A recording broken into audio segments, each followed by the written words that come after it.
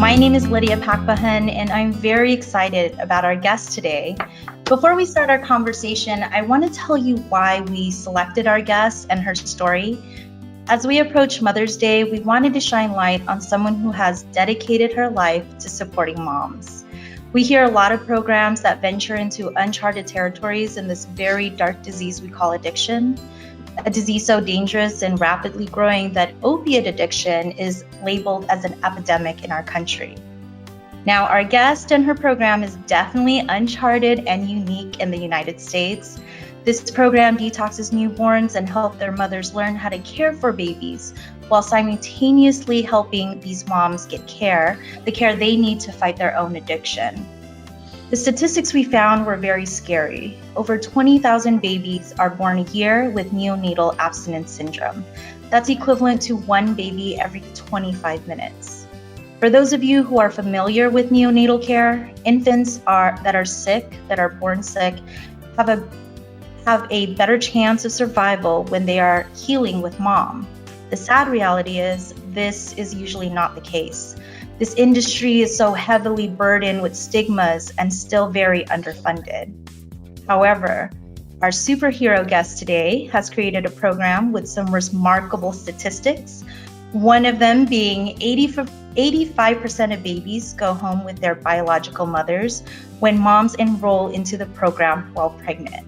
So I'm going to stop talking and I'm going to go ahead and introduce our guest, Tara Sundem. Tara has a master's in science from Arizona State University and is a board-certified neonatal nurse practitioner with 28 years of experience in neonatal care, an industry leader in neonatal abstinence syndrome, founder and executive director of Hushabye Nursery, a program based in Phoenix, Arizona. Hushabye Nursery is a nonprofit that has an inpatient program dedicated to caring for opiate-exposed newborns in their first weeks of life, and an outpatient program that focuses on keeping families unified and services for recovery. Hushabye Nursery opened in November 2020 in the midst of a pandemic. Tara Sundem, thank you so much for being with us today and sharing your story. Shall we dive right in? Sure. Thank you so much for having me. So my first question is, invite us to your journey. What brought you from being a NICU nurse to creating Hushabye Nursery and where Hushabye Nursery is today?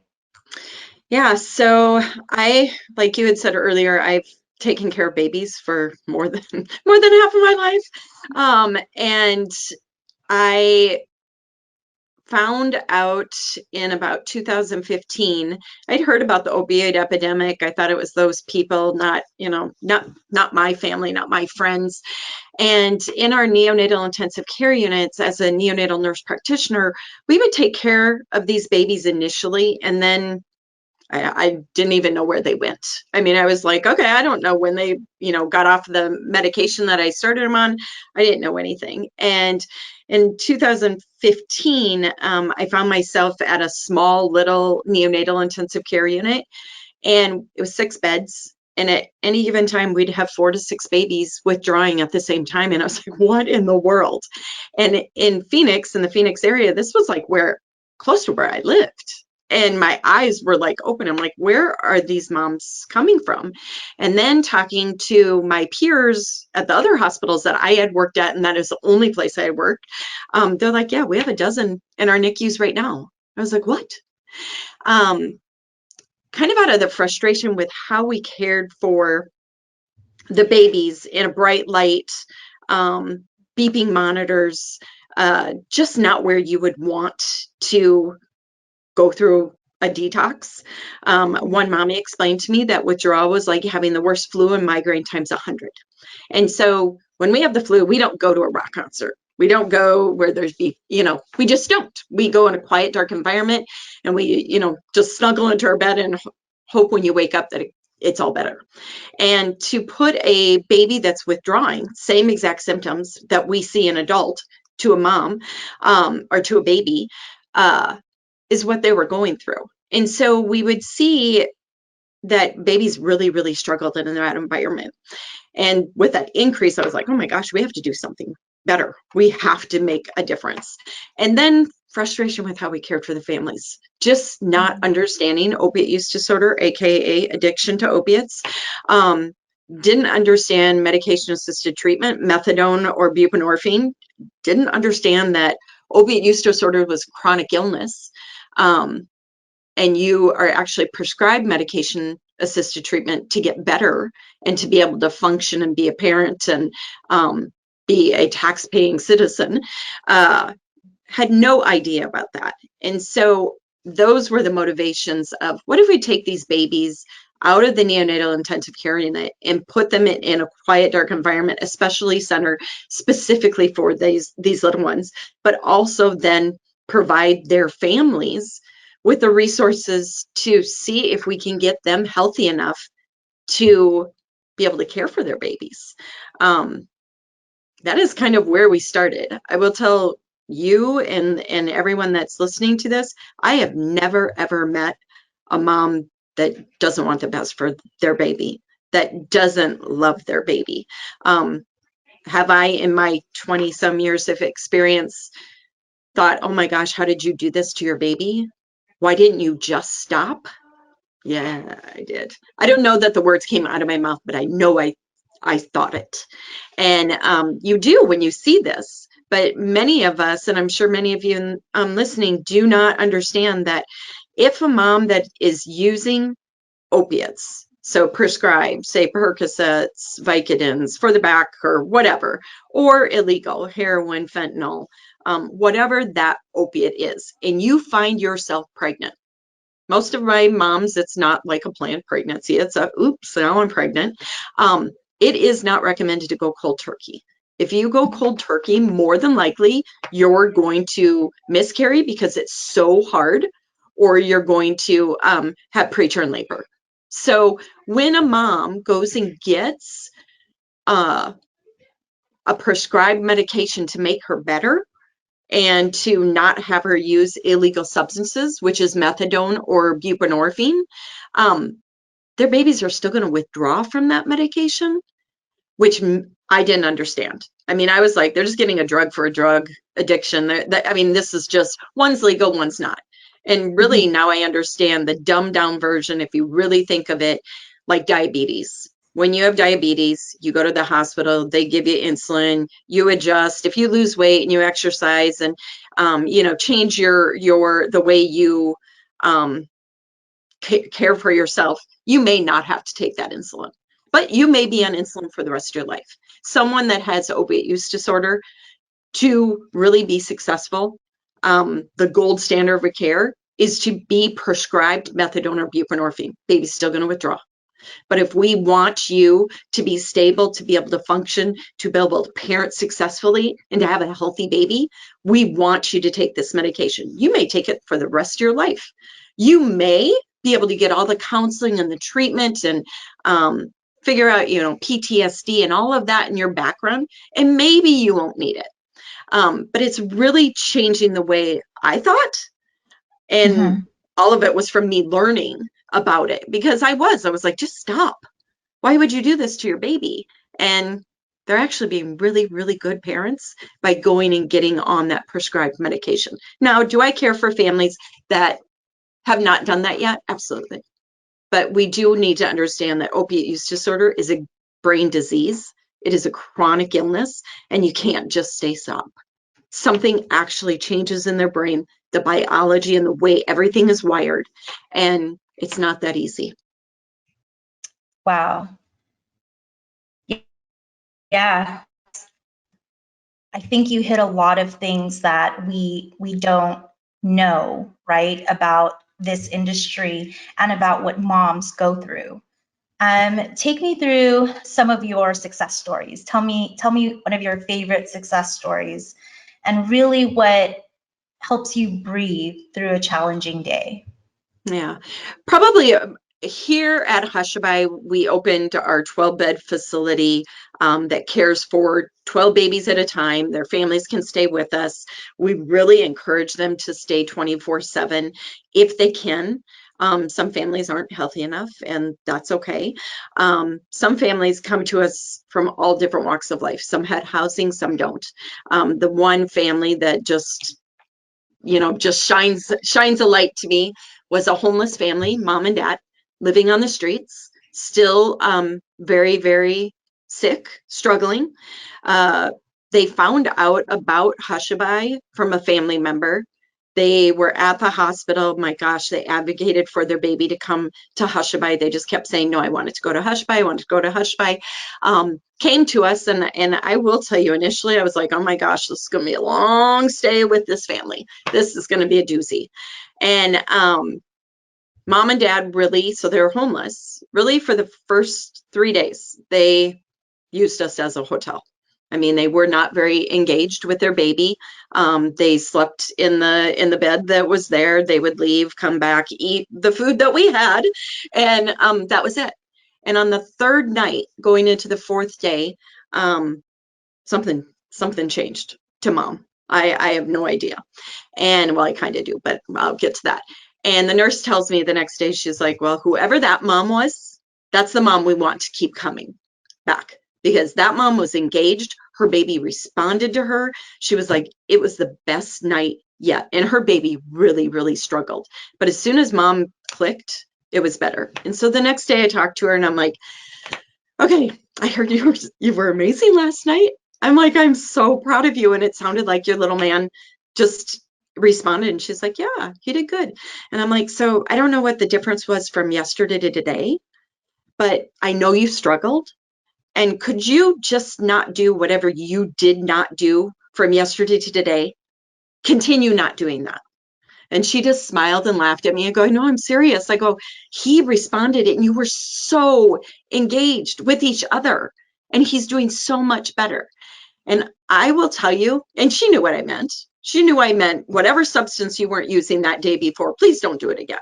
And I don't know what it was. I assume that it was some type of opiate. I'm not going to say from that point on, she just never stopped. But from that point on, she was mom and she was in mommy mode. I mean, she had, I want this done this way, this done this way, this done this way. And she was amazing. So they came to us homeless. We knew that baby, I mean, they didn't have a home. We were trying to find housing for them. We knew baby would not be discharged with them. They knew that.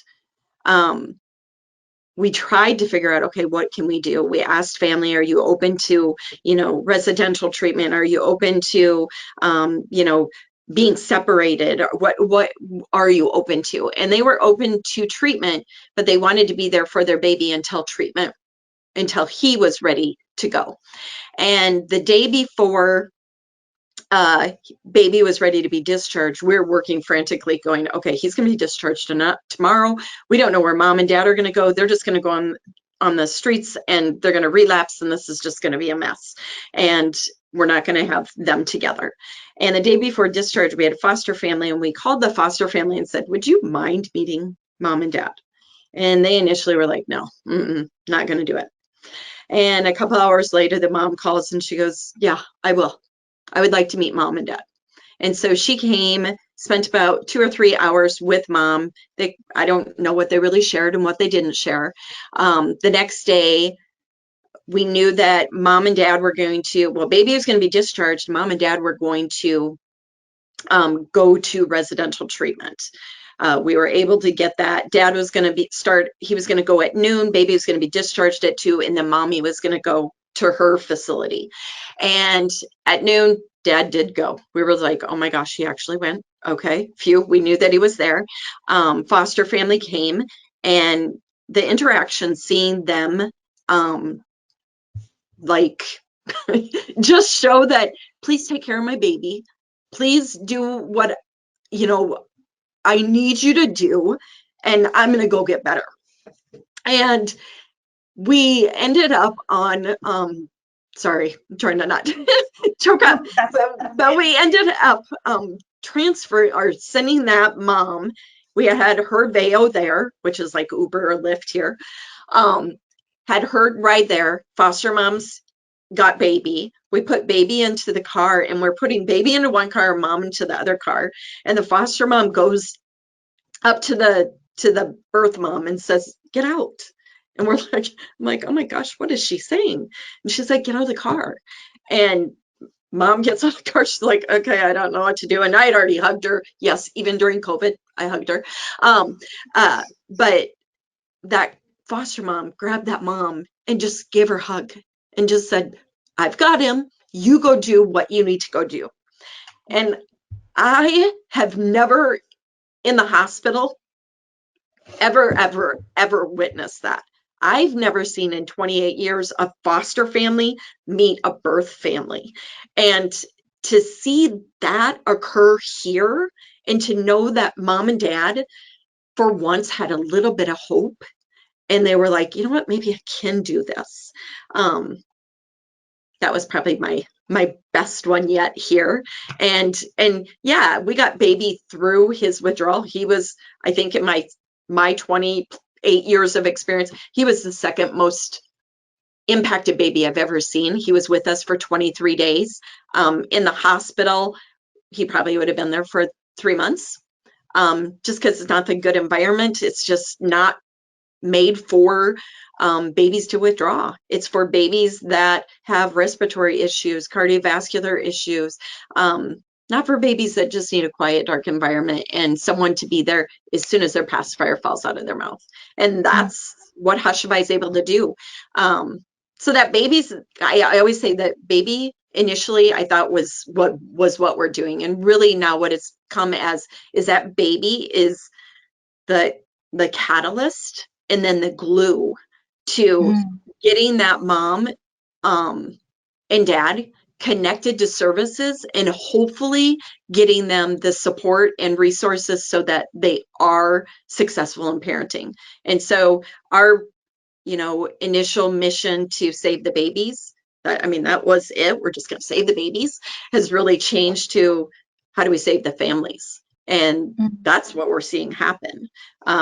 So we have the nursery that detoxes the babies, but our outpatient portion has just grown. And it's amazing what just being kind, not judging, realizing that guess what? It could be you at any given time.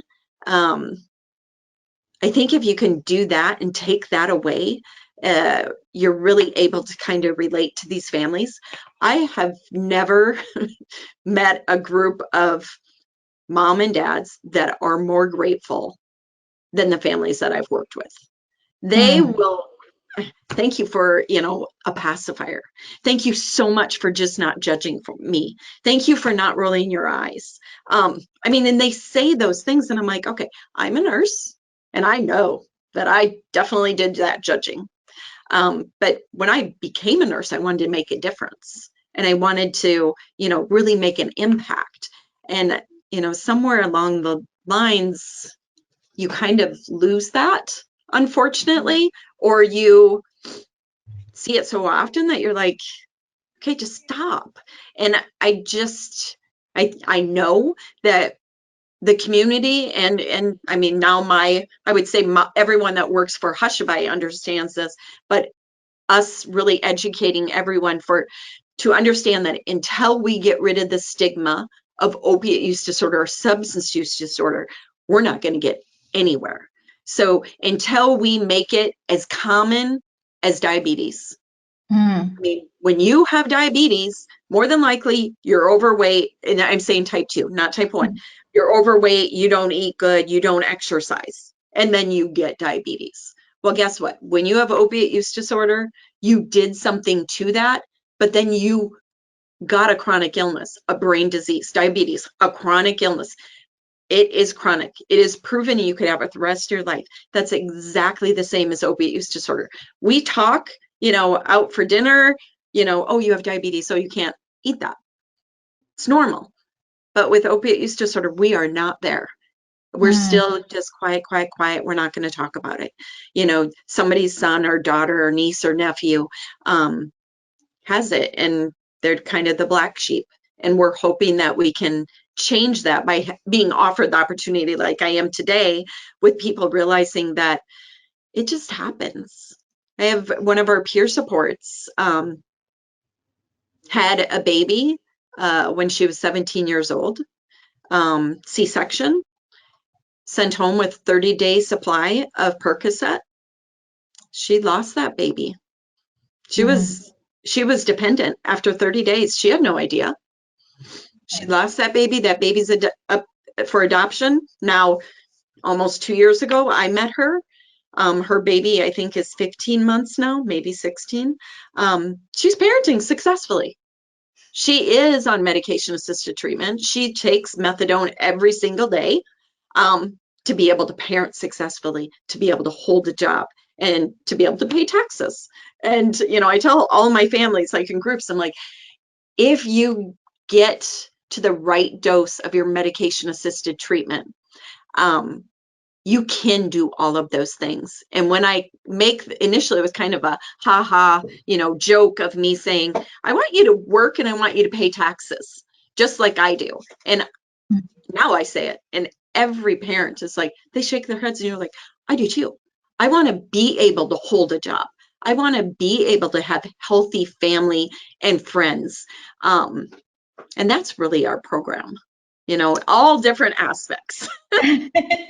So I want to come back to like the details of care, right? What does that look like from the baby being born to the NICU and then coming to your service, and then what your service entails? But real quick, because you said a lot about stigmas, right? So in like 2 or 3 sentences or 2 or 3 stigmas you want to crush today, particularly to change the perspective of someone from an outsider to someone that can be next to a mom battling addiction as a supporter and an advocate. Yeah, I think really understanding that opiate use disorder or addiction to an opiate is a brain disease and it's a chronic illness. It's not a moral failure. No one, when they're 4 years old, says, "Ooh, I want to have a dependency on an opiate. I'm going to lose all my friends and my family." That is absolutely not it. Right. It's just they become that. I would say that number one, and then be kind. I had someone tell me that, you know, it's not hard to not be an a-hole. It's not. Just to be nice and not be mean to somebody. That's it. Be kind. Treat each other the way we want to be treated. That's it. Yeah. Okay. So take us to the journey from maybe even before. If a mom comes in prenatal to your outpatient, what does that look like? What services do you provide into the baby being born? How long is the baby in NICU? How, you know, and then to your services, how long are they in Hushabye? And then a little bit of the aftercare. Yeah. So our hope is to meet families prenatally. That is our hope. Most of our families, a huge amount, probably 75% of our families get referred to us or find out about us either from another mom that has been through the program or from the methadone or buprenorphine clinic. They say, you know what, you're pregnant, these people can help. So they get connected with us, and the very first thing that I tell a family is congratulations. And these moms, almost every one of them gets choked up. And it's just like, huh, I haven't been told that. And darn it, babies are fun. And we should say congratulations. Maybe it's not under the best circumstances, but gosh, we should. And so as soon as we use those words, and I know all of my staff, I'm like, as soon as you meet someone, that has got to be your first word. And trust starts building up and walls start breaking down. And so as they trust you, you're able to go, do you have food, housing, and transportation? Because if you don't have those, getting into recovery is really hard. And so we work with them, connect them with the other resources that are here in the Valley, nonprofits, you know, a lot of them have Medicare. There's a lot of resources out there. Housing's always difficult, but we're able to get them food and transportation very easily. We connect them with that. And then we start working on the recovery piece. Are you stable on your prescribed medication as far as your methadone and buprenorphine? Do you like your obstetrician that you're going to? How many appointments have you went to? Oh, you only went to one. Why? Usually when you ask and they've only went to one, they went and they didn't get treated well. And they're not going to go back. Why would they go back? They got judged. They're like, I'm just not going to deal with this. And so connecting them with that appropriate provider. So then hopefully we have a healthy baby. Most of these babies are pretty darn healthy. They deliver at the hospital, and it is proven that babies withdraw easier with their biological parents. Just being in the room, even if they're under the influence, I'll tell them, I can see that you're struggling. I don't want you to hold your baby right now, but I need you to be here. Because having them in the room, the neurons and the brain development that's going on just by having them there is making a difference. And so having them there is what I beg them to do. In the hospital for 24 hours to 48 hours, the moms can be there. Most hospitals do not have it that after 2 days that they can stay. I mean, unless they're sick too. And so baby needs to stay because the American Academy of Pediatrics says, and it's for a reason, that babies need to be medically watched for at least 5 days minimum if they've been exposed to an opiate. And so they're going to be in the hospital for 5 days. Most of the time, those other 3, 4, and 5 are going to at least be in the NICU because there's no other place to take care of sick babies. And so they're going through that withdrawal process in the bright lights, in the beeping, with the beeping monitors, with a very high energy environment, not where we would want to go if we had a migraine or if we had the flu. We would want to go in our beds and shut everything off. That is what we'd want. So that is what it looks like for babies. The national average for the length of stay for a baby that has neonatal abstinence syndrome, a baby that is exposed to opiates that's showing withdrawal signs. I have not met one baby that has been exposed to an opiate that has not withdrawn. Now, not every baby withdraws to the point that they need a medication, but they withdraw. They can definitely tell, like, this is the pits. And that usually happens at about 24 to 48 hours that they say it's hard. But we wait at least for 5 days for them to be watched. In the NICU, the national average for the length of stay that they're in the NICU is 16 days. Our length of stay, if our babies come to us at 24 to 48 hours before that withdrawal starts to come, and that is really, really hard. So when mom's ready to be discharged from the hospital, mom gets transferred with her baby to Hushabye, where she can stay 24/7. And she stays where we're just saying, what can we help you with? Let's teach you how to give a developmental bath. Have you changed the diaper? Do you know how to do this? Let's work it through. There's no like making them feel dumb. They're not supposed to know this. We're just there being non-judgy and sharing what we know. I mean, as mothers, as caregivers, that this is how you care for your little one. And you obviously love your little one. You're here. Even those moms that aren't able to be there, again, they still love their babies. It's just they're not healthy enough. But then they come and stay with us. Our average length of stay, if we get babies before they're started on morphine in the hospital, and that's the medication that we give to help them not withdraw so horribly. If they come to us not on morphine, our average length of stay is 4 days. So they're in the hospital for 2 plus our 4, they go home at day of life 6, compared to the national average of 16 days.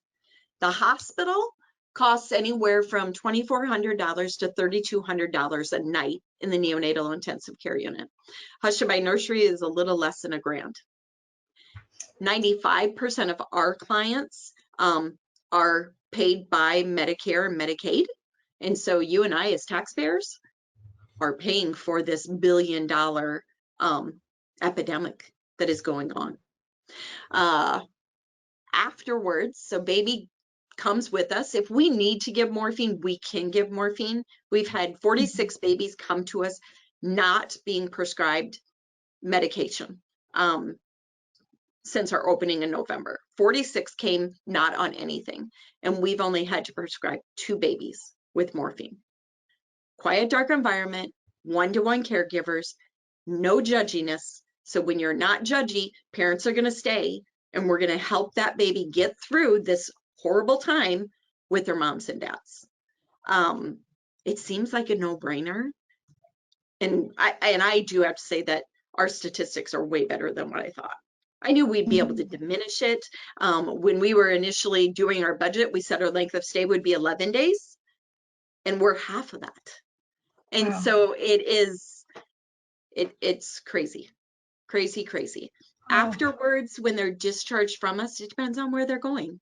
If they're going home with their parents, if they're involved in our prenatal program, our statistics are very good. If they're involved with our program at delivery, so they've been doing, been with us a week and they deliver, or if they've been with us for 8 months and they deliver, 85% of those babies go home with their biological parents. And why is that? Because we make sure they have the resources that they need. We make sure that, they have diapers, wipes, all of those things. But we also make sure that if they're still struggling, and we know they're still struggling, is there a family member? Is there a friend that's healthy, that would be willing to let that mom and dad, or just that and baby, go stay with them, or would they move in with them? And they would take on the responsibility of making sure baby is safe. Mom and dad can be there and they can parent as long as they're not unhealthy. So if they're obviously under the influence, that person would say, nope, you need to go.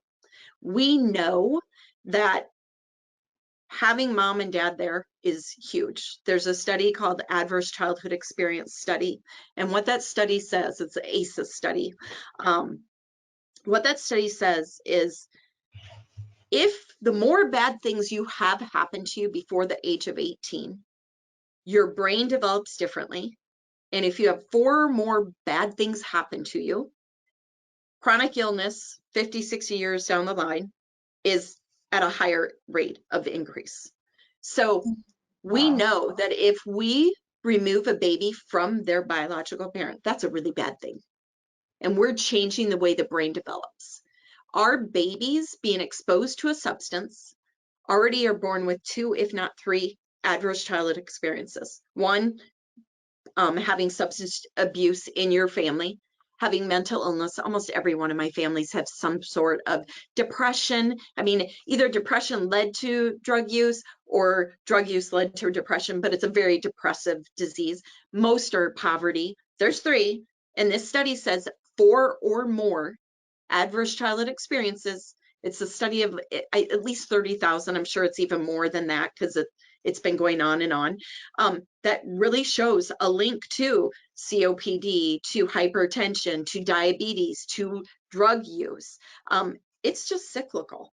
And so Hushabye's goal, healthy mom, healthy baby, safe baby. And as long as it's safe, we're keeping those families together.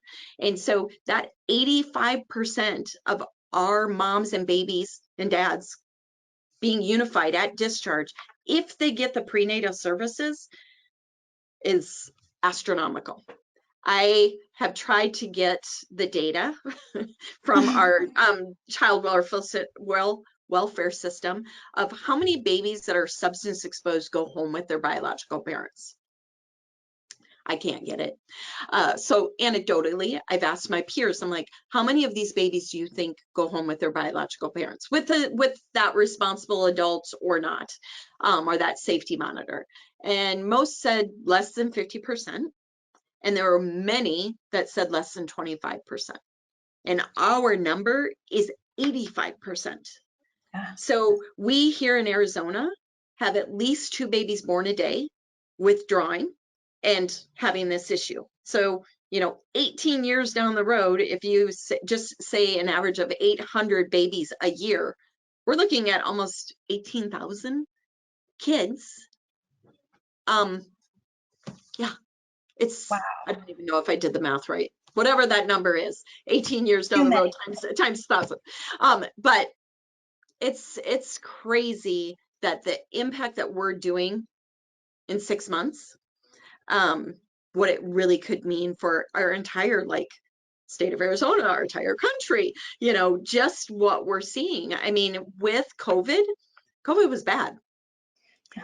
Everybody's getting sick, everybody's dying, but we are not talking about what else happened with COVID.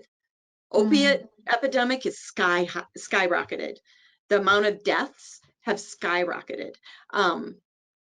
It's just there. I think before COVID, I thought, oh gosh, we're getting there. We're maybe making an impact, and we're not there.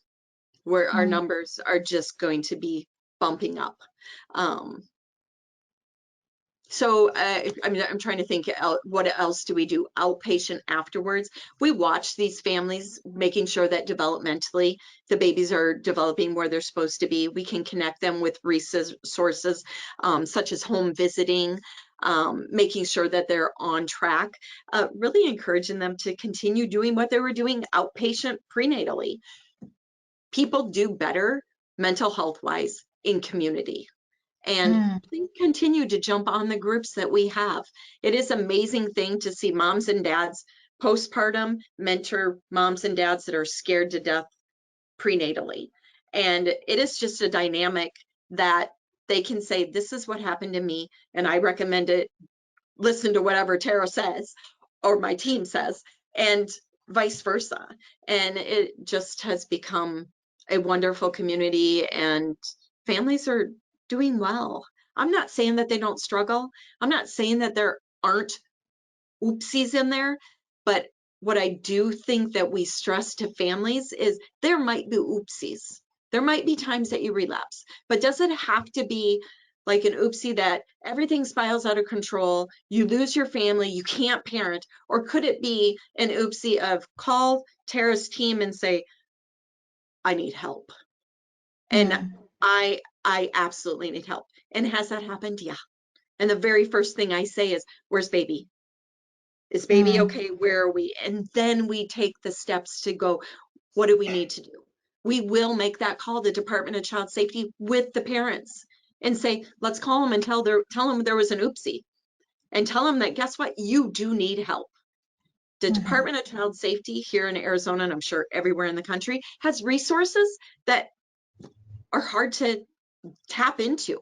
But if we help them realize that that interaction doesn't need to be punitive, that it really could be a collaboration, and allowing them to help the parents succeed, is what we're trying to change in everybody's brain. I have to tell you, DCS scares me.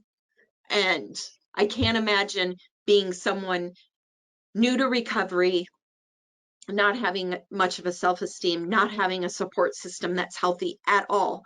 You have this brand new baby that's withdrawing, and you have someone come in and say, we're here to decide if your baby's going to go home with you.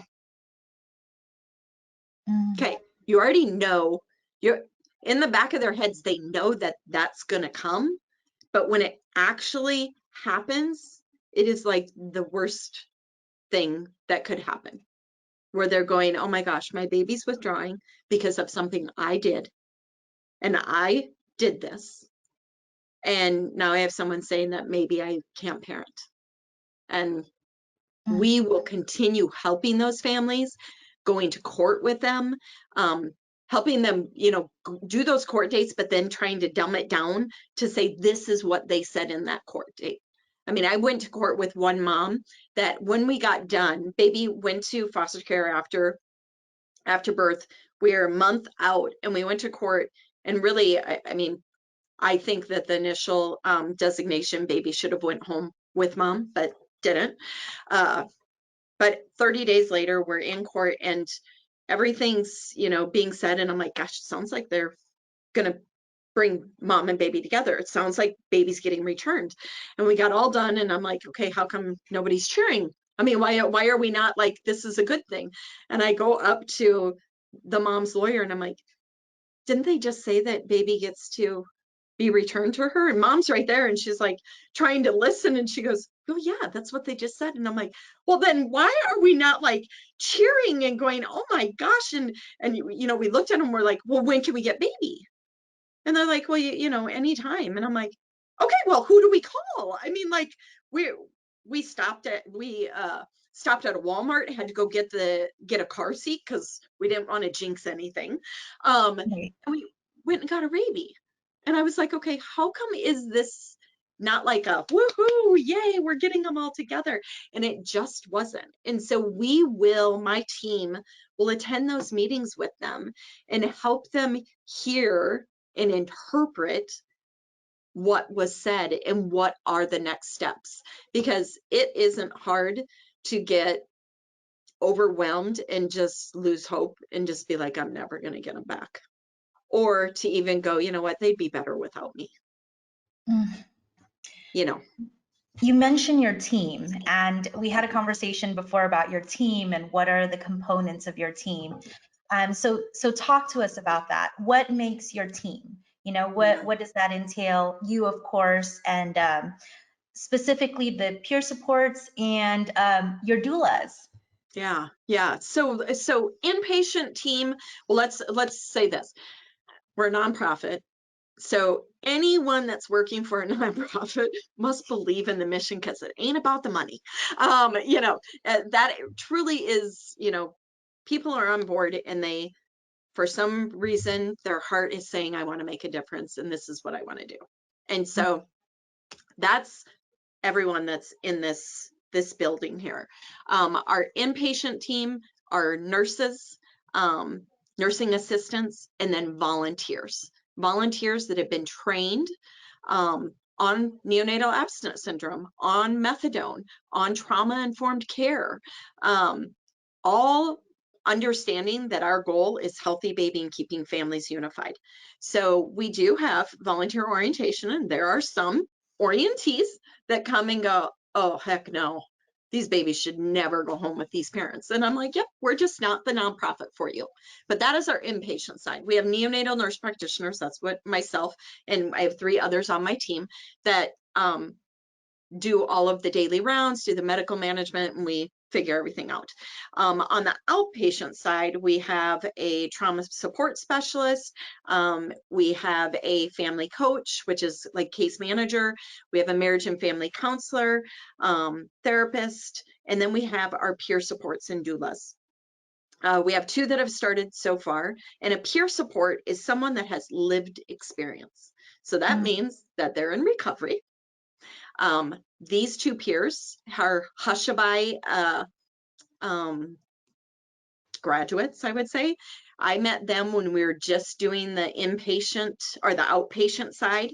And so their babies did not come to Hushabye and weren't cared for us because we didn't have the facility, but they worked with my team prenatally, a tiny team, prenatally, and we helped educate them and guide them in everything that they needed to do. We guided them and coached them on, what are you going to talk to DCS about? Don't tell any white lies. Make sure you're completely honest, because they're going to find out no matter what. And their babies are, I believe, 15 and 17 months old. Both of those moms are in recovery. Both are on medication-assisted treatment. The one mom has been in recovery for 6 years, takes methadone every single day. The other one, I believe, is probably 3-4 years, takes methadone every day, prescribed. They function. They parent successfully, and they are here to help these families. Them being able to go sit in a bed or sit in the nursery with the mom and just say, I've been there. My baby did this, and it sucks, doesn't it?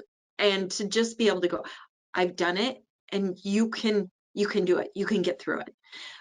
They have just been trained as doulas. And so a doula is like a pregnancy labor support person. And our hope is, now that COVID's starting to lift a little bit, that they can get into the hospitals and really be that support person to help them navigate and really advocate for themselves. For them to just go, okay, I heard this at the hospital, or I heard this in our groups, in Hushabye groups, but how do I say it now? Because right now it's nurses and doctors and all these people with, that are important. They're telling me what to do, and I don't think that it's what I'm supposed to do. They're going to be that person that goes, no, tell them this. This is what you do. I mean, they've been on groups for almost 2 years. Every single day they join. And they've heard me say my stuff over and over and over again. And then when I hear them reiterate, I'm like, you listened. You really listened. But then to hear that they're able to coach families that are going through what they went through is something that I can't do. I mean, I tell them that I'm not going to judge them. I tell them if they explain something to me and I pause and my jaw drops a little bit, I always am like, I'm not judging you. I just have to process. I have to really process what you said because this is not my, I've not had ever been impacted by substance use. I mean, that it's just, I'm very green and they laugh at me and I'm like, okay, you just have to dumb it down for me because I have no idea what you said. But our peers can have that connection instantly and can build trust way quicker than I can. And so that's something that really probably should have been our initial employees. I think, looking back, and instead they were our last couple of employees that were hired, but they definitely are worth every little penny. So we're getting close to the top of the hour, but I have like 3 more super important questions. My first question is, the hope of this KipuCast is to get your story out to as many people as we can, right? So if we have a listener right now that's a woman, pregnant, and has addiction, what would you say to her? What is your message to her? Congratulations. I'm so excited for you is number 1. And number 2 is we can get you through this. I promise you we can help. And there's help out there. And so even if someone's not in the state of Arizona, our outpatient program is via Zoom. I mean, they can jump on and we can talk them through, not stuff in other states, but we can more or less tell you, I mean, there's child welfare in every state. And this is what we've learned. And we can educate you on what it's going to look like when your baby withdraws. You can have other families be able to be, surround you with support. And one of my peers made the comment to me, gosh, early on, she was still pregnant, and I was talking about friends, and I have friends from work and friends from church and friends from our neighborhood, and she was like, "You're lucky to have friends." And I was like, and she was dead serious, like she didn't have a friend. And now our peers, the 2 peers, are like besties, and I mean, now I look at them as very dear friends. So we can help, and there is help out there, and I promise you that if we can get you to, we call it the happy dose of medication assisted treatment of methadone or buprenorphine. The happy dose means that you get to the steady place that all of a sudden the fog lifts and your craving for that drug goes away. It isn't easy and it's not quick. It usually takes about 2 months to get to that level. And a lot of people don't hear when they go to the clinics that it can take that long. They'll be like, it's just not working for me. It doesn't work for me. I'm just a lost cause. And we can get you there. We can. Wow. So I've been super excited, right, about your story since we met. I tell everyone, I'm not gonna lie, I'm just randomly talking to maybe a new grad as she's, graduating from nursing school, and I'm like, well, let me tell you about this program I know. So for those who are looking into working in a place like Hushabye Nursery, or thinking about, just being in this addiction industry, what would you say to them? You're definitely always going to have a job, number 1. I mean, I would love to say no, but I think you will. And I mean, if this is your calling and it's in your heart, I mean, there's many different scenarios. If it's from a nurse to a social worker to, a therapist, I do see us expanding and going numerous places. From here, we are one of the first in the country doing this. And so there's a couple other places back east that do the baby side, but they don't do the outpatient side. Now they've heard about what we're doing outpatient, so we're trying to share that so they can expand. But it's different, and it's a new model, and we're getting there. But a new grad, as far as in the medical field, nursing field, is you're going to run into opiate use disorder and substance use disorder. And just remember to not judge, because it could be you at any time. And my last question is, what is the future of Hushabye Nursery? What does that look like? If you can pull funding from the air, rub a magic. Well, if we could pull funding through the air, and there was no issue, there would be one in every. There'd be a Hushabye in every, at least metropolitan area. But I would tell you, even the rural areas are almost more impacted. So, if money wasn't an issue, that's what's necessary. And because we need to impact every family, and we need to stop being like we know that this is generational. We know that this just happens, and we just go, oh, it's that family and that's family and the family. That's how their grandma was. We really just need to change it, and it could go on and on and on. But again, funding, is a biggie, and that's just the way it is. So I want to thank you for having this conversation with me and sharing your story today. I'm sure you've inspired a lot of people. I know you definitely inspired me, and you continue to inspire me every time we talk. We at Kipu look forward to seeing your growth and seeing Hushabye Nursery grow and seeing what that future looks like, and hopefully we can continue to support. You do amazing work. You're selfless, you're kind, you're empowering to women. So, Tara, to the woman who helps other moms fight to be a mother, I just want to wish you a happy Mother's Day. Aw, thank you. You too.